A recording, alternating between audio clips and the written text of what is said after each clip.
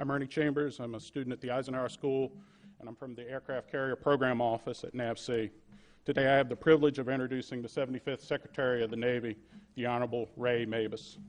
Secretary Mabus is a native of Mississippi and served as a surface warfare officer on the cruiser USS Little Rock. He holds several degrees with honors from Ole Miss, Johns Hopkins, and Harvard Law School. As a strategic leader, he's worked on a wide number of varied issues. He has served as the governor of Mississippi, ambassador to Saudi Arabia, and has served as chairman and CEO of a manufacturing company. During his time as governor, he passed landmark educational reform legislation. And while SACNAV, he led the development of a long-term plan to restore the Gulf Coast after the Deepwater Horizon oil spill. Secretary Mabus is responsible for a department with a budget in excess of $170 billion annually.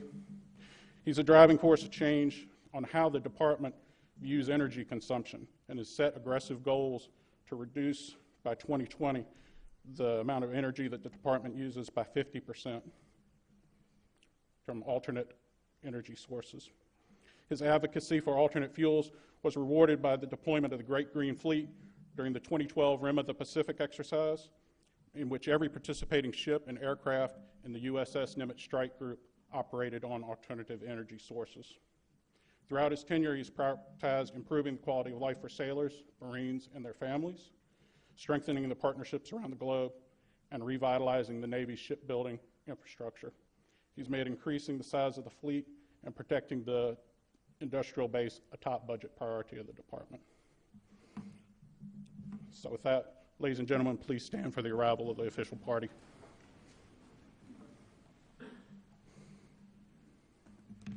Secretary Mabus, thank you. Thank you. Please be seated. Thank you.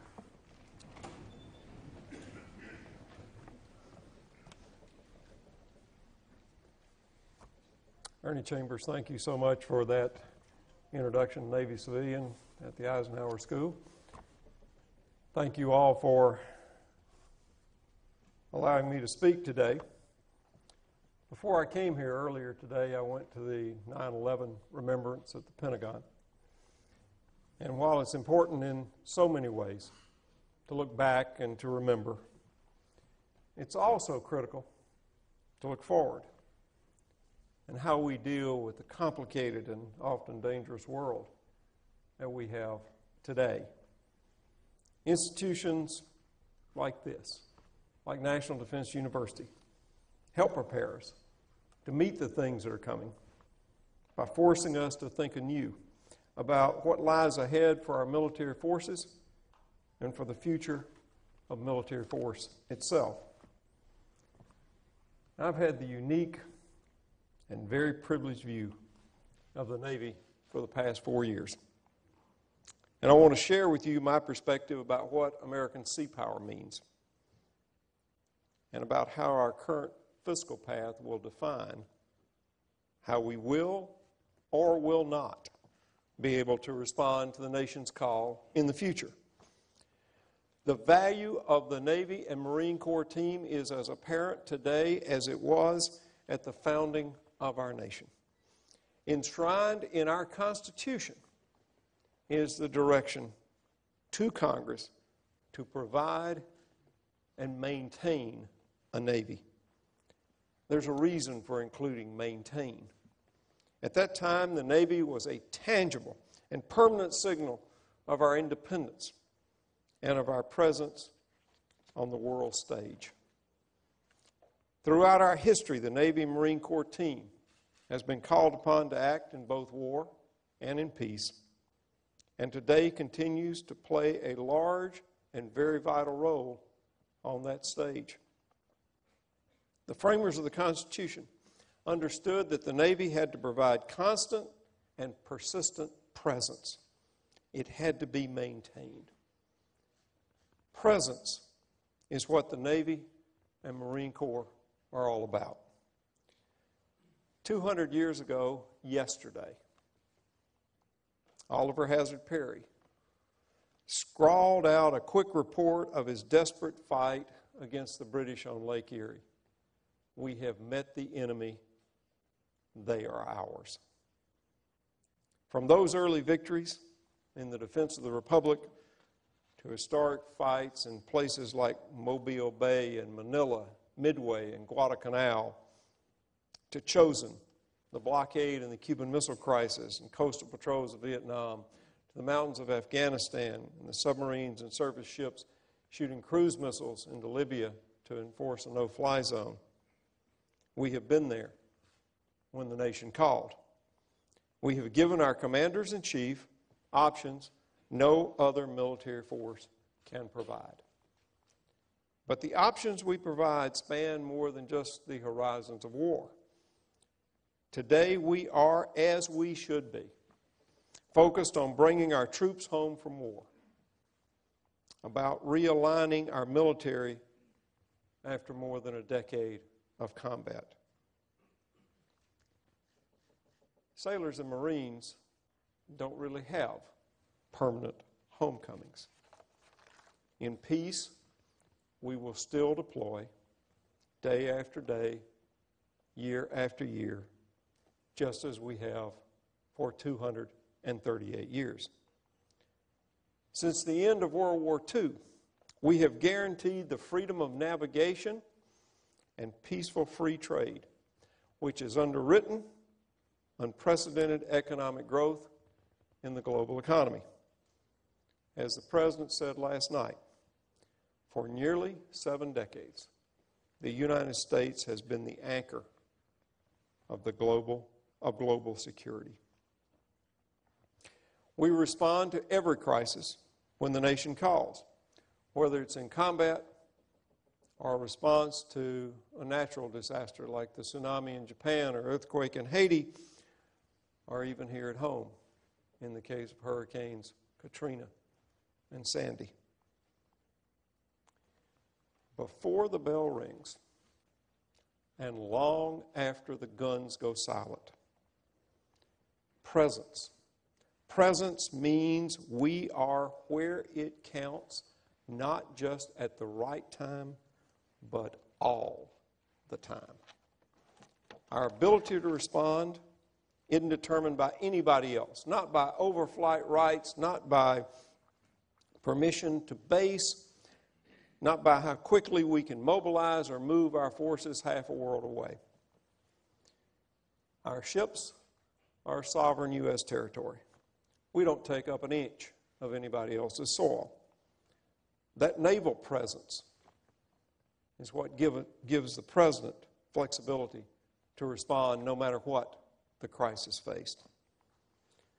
2 weeks ago, when new and horrifying images from Syria flashed across our televisions and streamed across our iPads, the Navy and Marine Corps was already there in the Mediterranean, in the waters of the Middle East.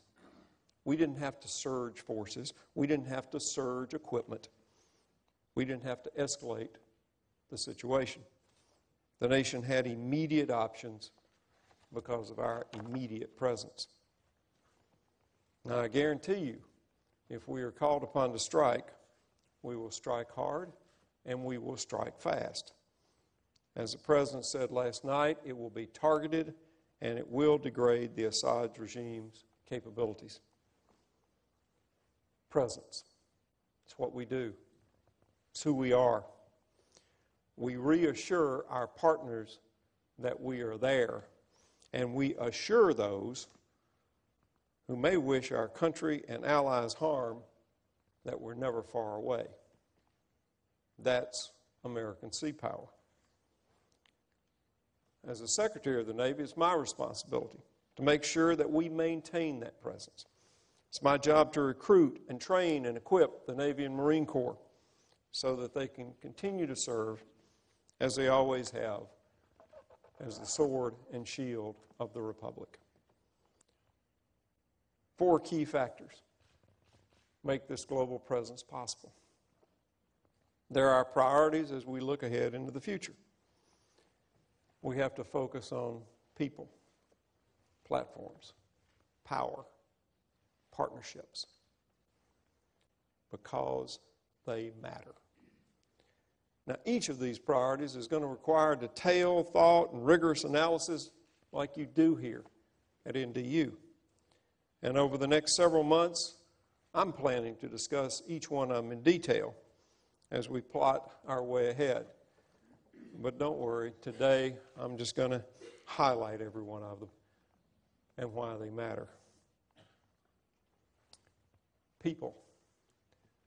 Alfred Thayer Mahan, the great naval thinker that you study here at National Defense University, once wrote that being ready for naval operations consists not so much in the building of ships and guns as it does in the possession of trained sailors. That's even more true today than when it was written more than 100 years ago. All the equipment, the ships, the aircraft, the weapons, the cyber systems, everything that our sailors and Marines operate are technological marvels. They're the most advanced in the world.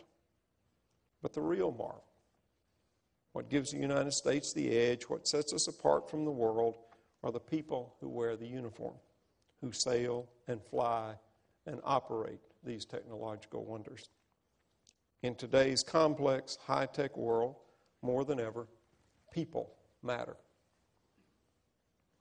Platforms.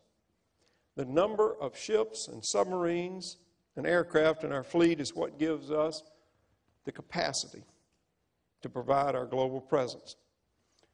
We have the most advanced platforms in the world, but quantity also has a quality all its own.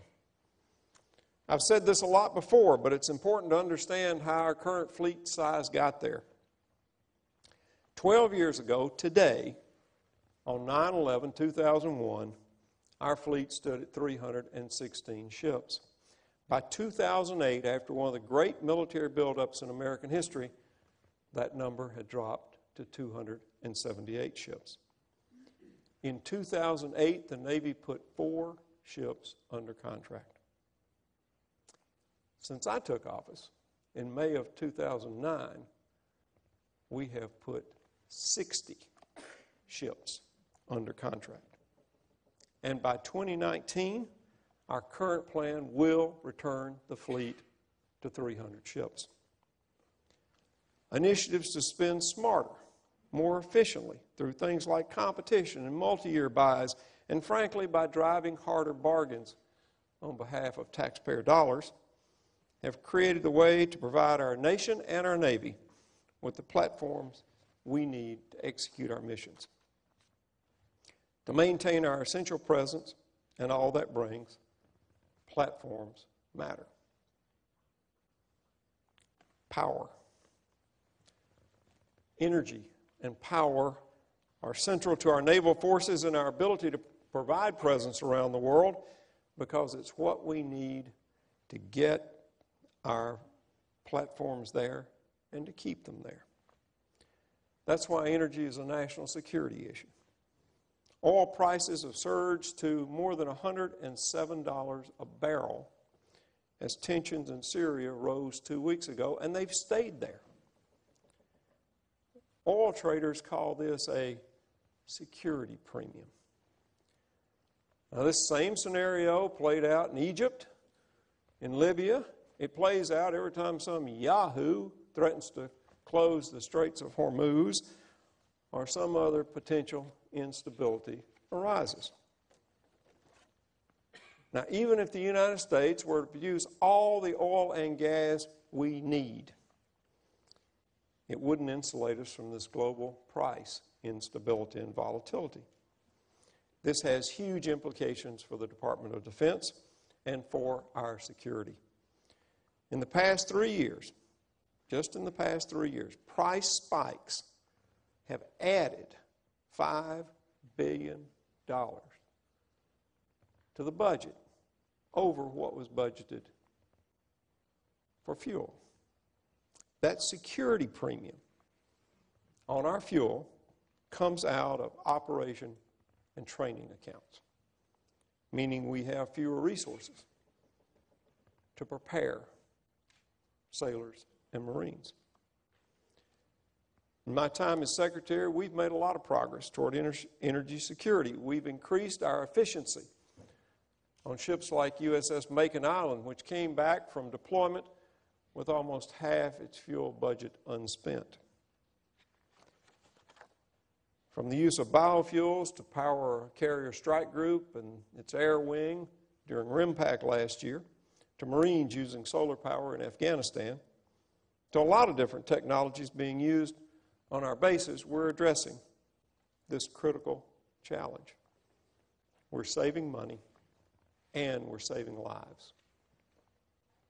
As I wrote in a recent article in Foreign Policy, the Navy has a long and proud history of leading in energy innovation and change, from sail to coal to oil to nuclear, and now to alternative fuels.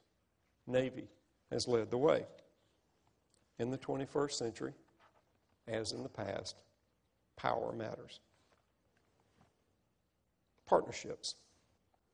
As I've said before, for almost 7 decades, American naval forces have protected the global commons and have maintained the foundation of the world economy. But the reality is, while we can do and have done a lot, we cannot and should not do it all. Central to our future success is the Navy and Marine Corps' long history of lasting partnerships across the planet. Navy and Marine Corps are naturally suited to develop these relationships, particularly in the innovative, small footprint ways called for by our defense strategic guidance. Helping our international partners increase their abilities and become interoperable with us helps us all. In an interconnected world where the burden of security has to be shared, partnerships matter. So those are our priorities: people, platforms, power, partnerships. They make our global presence possible, but they are all at risk today because we lack a flexible, strategically guided approach to spending cuts in defense.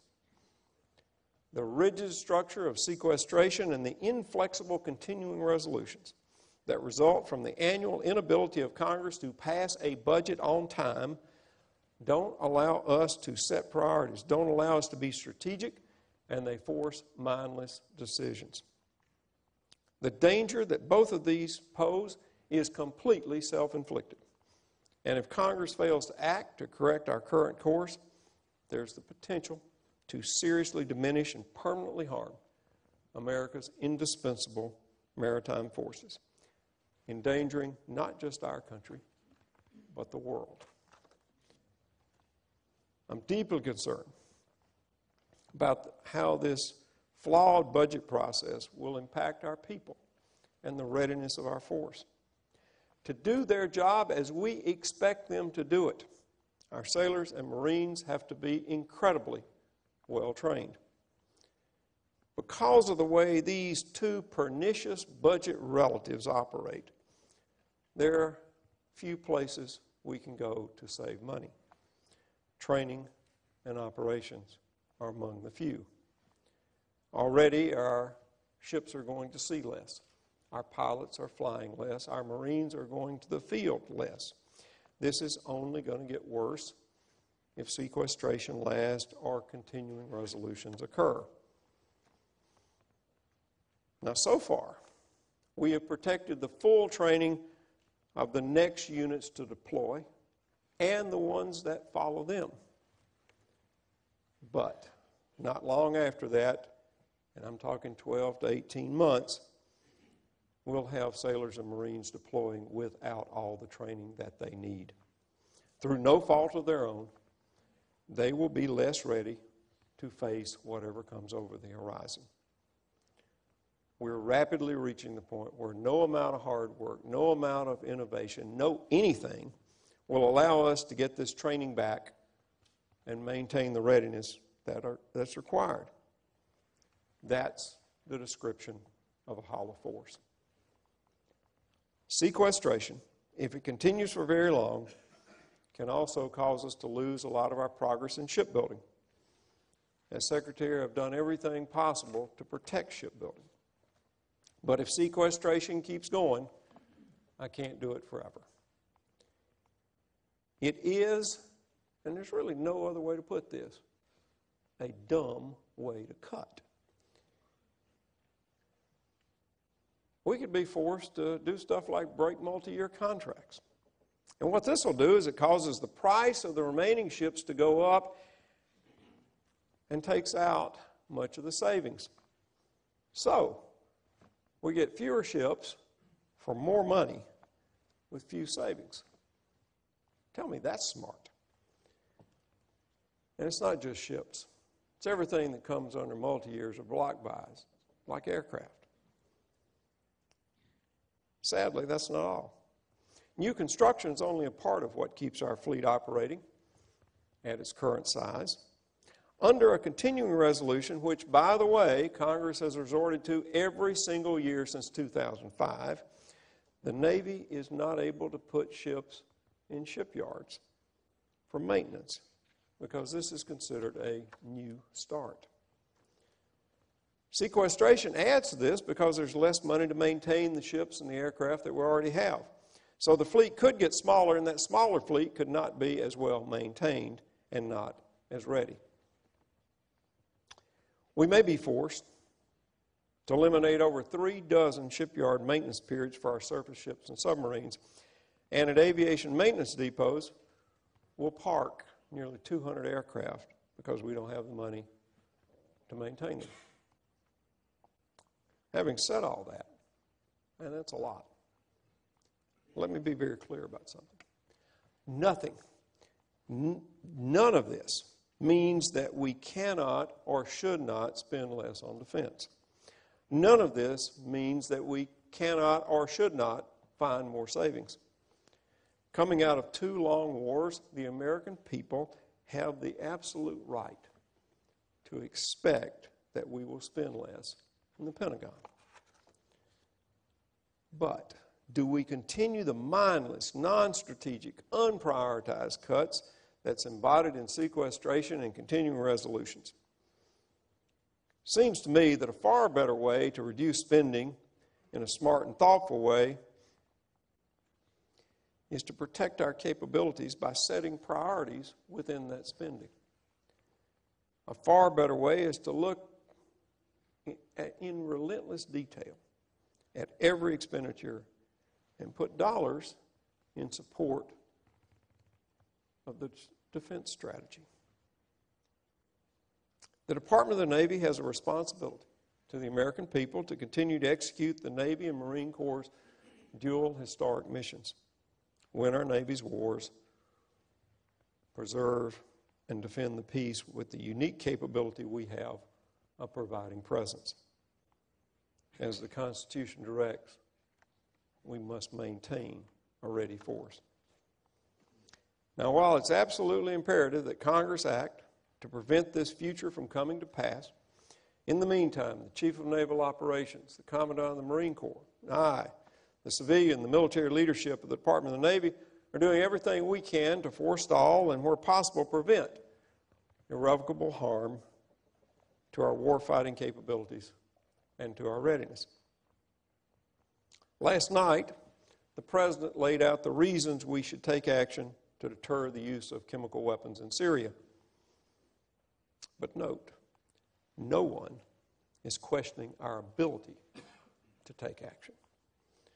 We had that ability on the day of the attack. We had that ability on the day before the attack, and we continue to have that ability because of the established, continuous, and constant naval presence in the region. Today, naval presence provides the credible threat of action, which makes diplomacy possible. As Secretary Hagel has said, letting the inflexible, across-the-board cuts of sequestration persist would be a huge strategic miscalculation. As I pointed out, in order to keep our deploying units at the right level of readiness, we have borrowed against the future. And it won't be long before that bill comes due.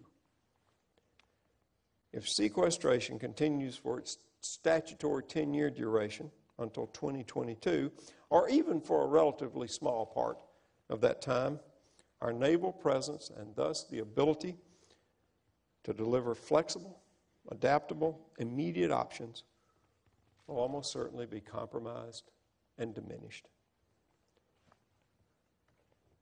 One of the things you've got to learn here, and you do every day, is that it's impossible to know what's coming next. It's impossible to know what tests await our country over the next decade.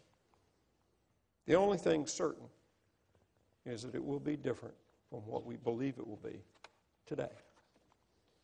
For sea power, the only certainty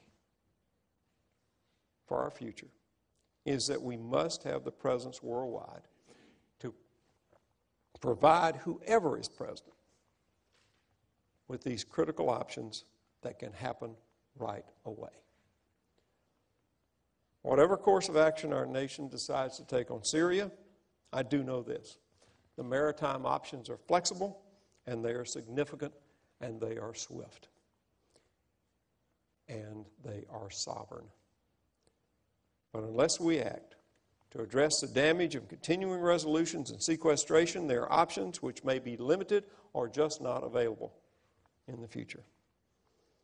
It's my hope, and in fact it is my charge as Secretary of the Navy, to do all that I can to ensure these options are available to our current and to our future presidents and to future generations of Americans.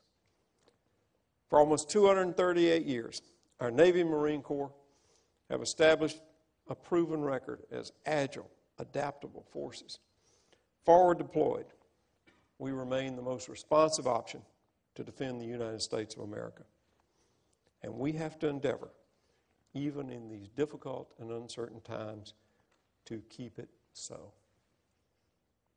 From the Navy, Semper Fortis, forever courageous. From the Marines, Semper Fidelis, forever faithful. Thank you.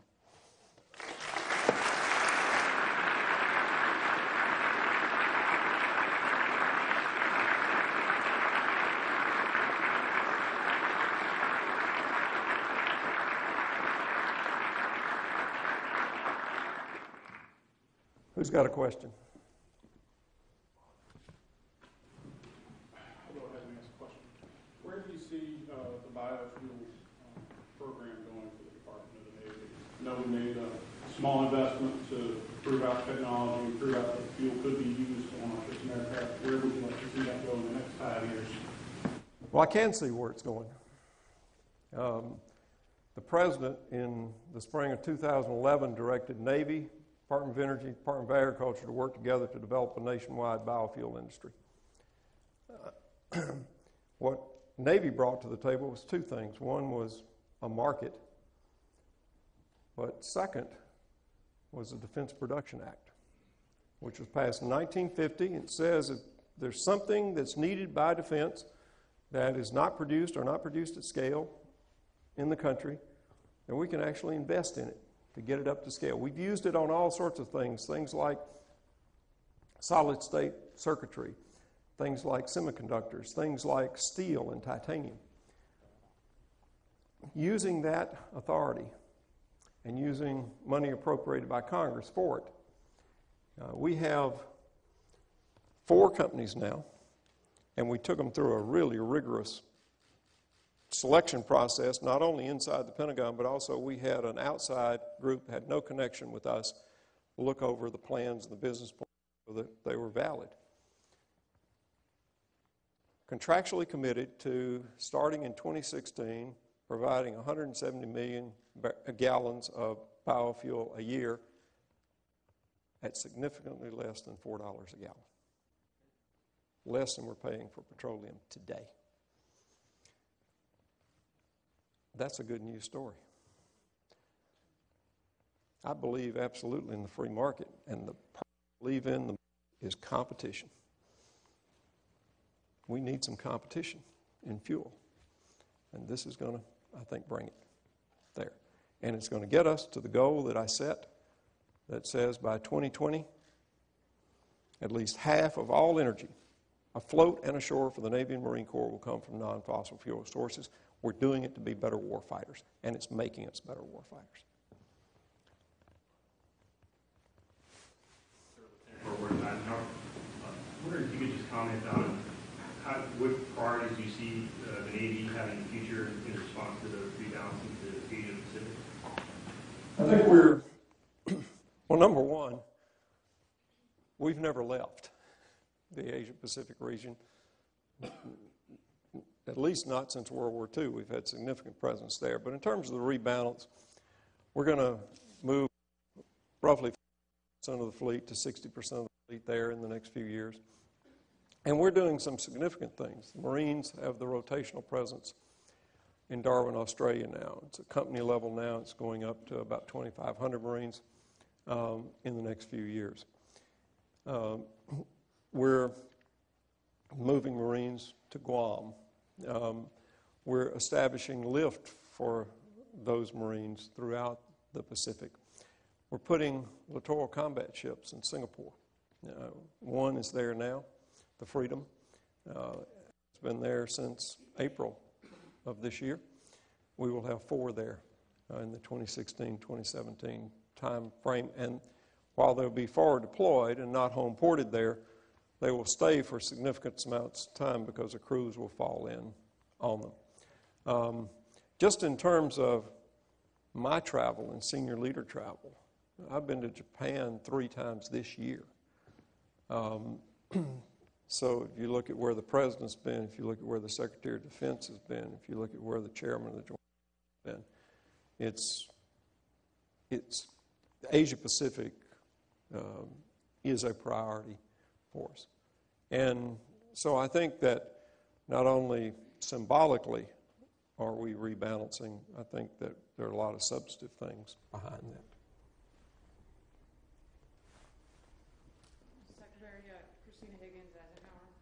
Could you elaborate a little bit on the use of strategic partnerships with industry? Yeah. We don't build the ships or the aircraft or the weapon system. Industry does. And we have to have these strategic partnerships. Now, as I said, we've driven prices down pretty dramatically in some cases. The littoral combat ship, the prices for the last of the block buy that we've got now are almost half of what the first ship was. Same thing with some aircraft programs. Overall, what I've said is that we owe industry certain things. We owe industry a pretty firm idea of what we're going to build and when we're going to build it so that they can make investments in training and in infrastructure to build those things. We owe them stable designs. We got to quit designing ships while we're building them. Sort of makes sense, but seems to be a novel idea. And we owe them mature technology. If we get a new gee-whiz type of technology that happens while a ship being built or an aircraft being built, put it on the next block. Put it on the next upgrade. Don't let the good enough, or don't let the perfect become the enemy of the good enough right now. In return, they owe us some things. They owe us those investments in infrastructure. They owe us investment in training the workforce. They owe us a learning curve. Every ship of the same class, if we have not dramatically changed the plans for it or added technology to it, ought to take less time and cost less than the preceding ship in that class. Same for aircraft. And they owe us the very best prices they can give us. My father was maybe the cheapest human that God ever put on this earth. And he considered that a compliment. I'll tell you, completely unrelated, but story. I was running for state auditor of Mississippi, and I met a guy in Wiggins, Mississippi, and he said, "Are you Raymond Mabus' son?" I said, "Yes, sir, I am." He said, "I'm going to vote for you. If you're half as cheap with the state's money as your daddy is with his, we'll be all right." We have a responsibility both inside of government but also in industry to give the best deal for the taxpayer that we possibly can, because that's one of the ways we're going to get enough of these platforms. Secretary Commander Robert Coogan, National War College. I was wondering if you could share with us your thoughts on how the recent visit of several senior Chinese military members to our Third Fleet out in San Diego, how that went from your perspective. Well, I'm going to have a way better answer for you this time tomorrow, because I'm having dinner with Admiral Wu tonight, the Chinese CNO. But from everything I understand, I saw the CNO who was with Admiral Wu for a lot of his time out at Third Fleet. It went really well. And this is a sort of thing we need to not only keep doing but ramp up. More you know about each other, the fewer misunderstandings are going to be. The more you operate together and the more you train together and the more you exercise together, the less chance for miscalculation there is. I'm glad that the Chinese are coming to RIMPAC next year. And I mean, CNO will do a counterpart visit to China. I went to China last December, and these things can only help. And I think that particularly showing them some of the things we have and some of the things we can do will help in other ways. Sir, Commander Rob Thompson from the Eisenhower School. You acknowledge that the department will have to take reductions in the budget as a result of sequester or some other mechanism. Do you anticipate that we'll be able to find those reductions if we had the flexibility simply through efficiencies, or are there programs and things that we'll have to reduce doing? I think both. That's an important caveat you put, assuming we have the flexibility. Assuming we have the flexibility, we can dig down, and we are digging down. And I'll give you a big but specific example. Contracts, service contracts, have grown way faster than inflation over the past 10 years or so. They take up $1 out of every $4 we spend in Navy today. They're $40 billion of our budget. It's really hard to get at those. You've got your major lines, you've got shipbuilding and aircraft and R&D and things like this. The contracts go across all these lines. And as you would suspect, people are pretty zealously guard those. It's a little difficult to get information about them all, given the time and given the flexibility we can. And say you're working in the Navy's top priority program, whatever that is. Everything in that program may not be a top priority. The 20th contract may not be a priority. We may need to cut back on some of that. Now, we can find those efficiencies, and we can find more of them. We also have to look at things that we just need to quit doing. I've cut the expeditionary fighting vehicle for the Marines. Now, it wasn't because the Marines don't need a capability to do forced amphibious assault. They do, and we're pretty far down the path to giving them that capability. It's just we didn't need it in that vehicle. I mean, it's the only program I've ever known that the test vehicles had to have a life extension program. Started in 1988, it was going to finish in 2028. And it was going to take up 100% of all the maintenance money for every Marine ground system. So we could have that, but nothing else for the Marines. So we got to quit stuff like that. In the Navy, Bob Gates, but with the support of Navy, truncated the DDG 1000. Great ship, but too expensive, too limited in the missions it could do. So we restarted the DDG 51 line. Ships we know how to build, ships that are multi-mission, ships that are multi-capable. And so we've got to continue to do things like that. Everything's got to be on the table. There are no sacred cows now, and we've got to take a pretty hard look. And no matter how well we do it, there are going to be incredibly hard choices to make. But having those choices is what I'm talking about, and not being forced to cut in certain ways that just don't make any sense.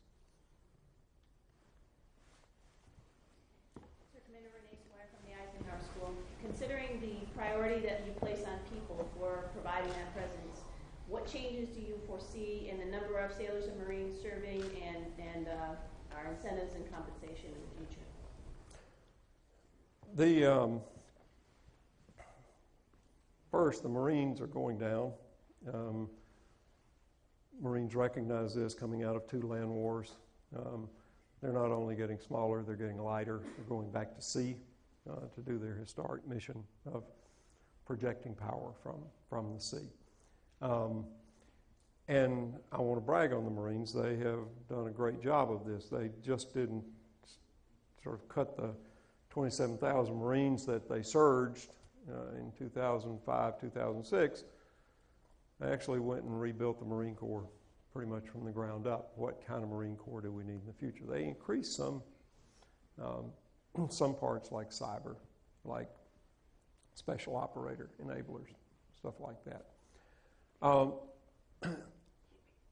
The Navy thing is still in flux a little bit. We've had to use some tools that we didn't want to have to use to shape the force. We performed to serve, enlisted retention boards, and we're not doing enlisted retention boards anymore. We've transitioned performed to serve in something that I think is much fairer, so people know much earlier what their future is. But we had a lot of ratings that were just overmanned. We had some other critical ratings that were undermanned, and so we had to shape the force. Some of it's going to depend on the platforms, how many platforms we have, to do the things that we need to do. Now we're doing everything we can. We're moving people out from behind desks down to the pier to do maintenance. We're moving people out from behind desks to actually go back to sea, to keep the numbers right on the ships that we have. We're also designing our ships a little different. I mean, the littoral combat ship has a core crew of between 40 and 50. You put the weapons system on there and you add another 40, so a crew of 90. And so we can rotate crews. We don't have to bring the ship back home. More like we do ballistic missile submarines, blue crew, gold crew. And I want to make sure that for all the sacrifices that have been made by people in the military or who have been in the military, that we are fair in our compensation, our benefits. And I do believe that today we have been. But one of the things we are facing now is if we don't get a handle on things like retiree health cost, we're going to begin to have to make a choice between giving retirees a really, really, really great deal on health care. $500 a year or less for a family, a year, not a month, a year for a family, or providing our active duty with the benefits and the equipment that they need. I can't imagine that a veteran would object to paying a little bit more, which still is a great deal, to make sure that we don't do some bad things to our active duty forces. And I'm talking about working age retirees who have access to other insurance through their employer.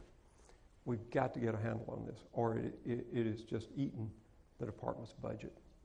All the Department of Defense writ large budget up. And those are some hard decisions. And I've been in elected politics. I understand hard votes like that. But there's some things we're going to have to do, or we're going to have to do more of the things I talked about in my speech.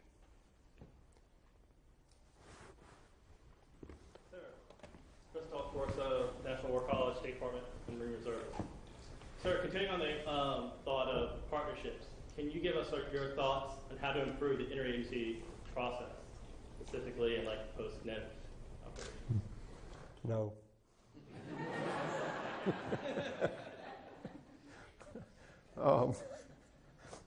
I'm not being completely facetious here. I will give you an example of my most intimate dealings with the interagency. When the President asked me to do the Gulf Recovery Plan, he asked me to write that report. I sent it through the interagency a couple of times, and it came back just a mishmash of various things, and there were 11 or 12 agencies. So I finally said, look, every agency, you write your own chapter. I'll write the introduction, the first chapter. You write your chapter so it says exactly what you want it to say, that I'm not putting words in your mouth or taking words out of your mouth. So we did that. We sent that through the interagency. One department objected to their section that they had written.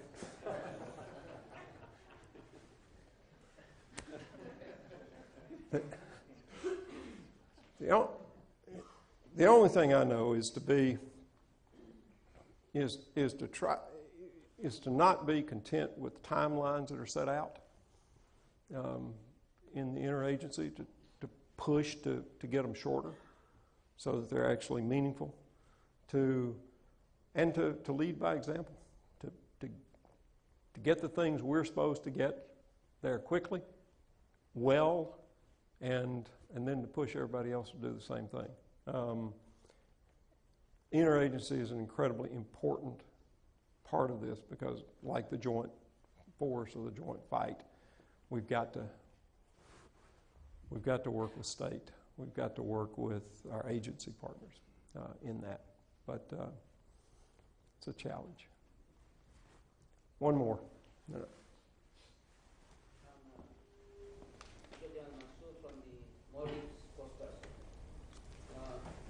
We are an example of the global reach of the U.S. Navy. On occasions like search and rescue, humanitarian assistance, the U.S. Navy had rendered a lot of assistance to the situations. My concern is, due to the budget constraints, will the global reach have an effect, or the Indian Ocean region deployment will have an effect? Whereby we see the U.S. Navy as a balance in the seapower strategy in the Indian Ocean as well. Well, in answer to a previous question, the rebalance of the Pacific, which I include the Indian Ocean in that rebalance, that is real and that is happening. Depending on what happens to the budget, we may have to make some of these exercises smaller. We may have to tailor them more. We're trying very hard not to cut them completely because of the value that it does bring, because of the value that it brings in interoperability, because of the value it brings in things like search and rescue or humanitarian assistance and disaster relief, and a whole host of other things, counter-piracy, things like that. And that's one of the reasons I'm so concerned that this budget get fixed sooner rather than later, because it does have there's the possibility of great harm all across the spectrum, including what you just said. I said one more. Does anybody else have another question? Oh, okay. It's always a mistake to ask one more question. Hi, Chris Adams, Navy, National War College.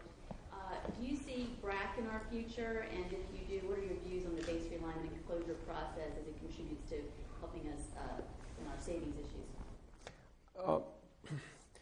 I think the question is less whether I see BRAC in the future or whether Congress sees BRAC in the future. And at least from indications I've gotten during hearings and things like that, doesn't seem to be much appetite for BRAC in the future. That could change.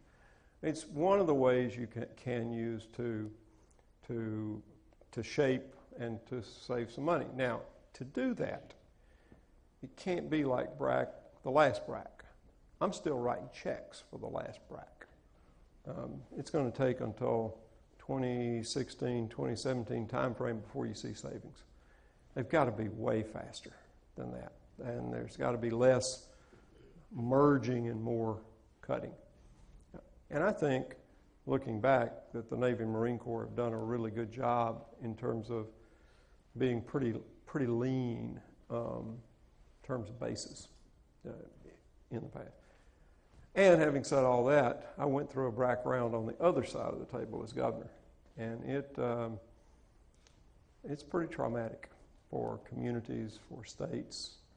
Now, in the end, usually, they come out really well. The places that get closed are repurposed, and it ends up helping states and localities in different ways. But it's a tough process to go through. All right, I want to thank y'all again. I want to thank you not only for your hospitality to me and for excellent questions, but for what you do for this country, what you do every day. And one of your sister institutions, the Navy War College in Newport, if the deep thought had not gone into operations in the Pacific and World War II between the wars, which went against a lot of the conventional thinking at the time, we would have had a much tougher time. The deep thinking that you do, the ability you have to help us shape the force and how we manage it is simply invaluable. Thank you for what you do here. More importantly, thank you for what you do in the service of our country in so many different ways. Thank you.